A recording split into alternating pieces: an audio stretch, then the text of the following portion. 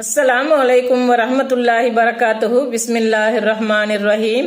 அன்பான சகோதர சகோதரிகளே, எல்லாம் வல்ல அல்லாஹ்வின் நல்லடியார்களே, இன்று நாம் காணவிருக்கும் தலைப்பு நபி சுலைமான் அலைஹிஸ்ஸலாம் அவர்கள்.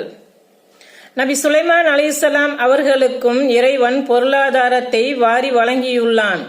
சுலைமான் நபிக்கு கொடுக்கப்பட்டதை போன்று வேறு நபிமார்களுக்கு செல்வங்கள் கொடுக்கப்படவில்லை. இம்மாளிகையில் நுழைவாயாக என்று அவளிடம் கூறப்பட்டது. அதை அவள் கண்டபோது தண்ணீர் தடாகம் என நினைத்து தனது கீழாடையை கரண்டைக்கு மேல் உயர்த்தினாள்.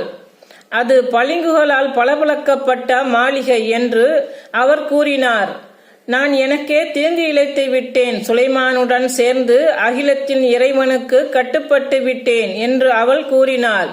அல் குர்ஆன் அத்தியாயம் 27 வசனம் 44.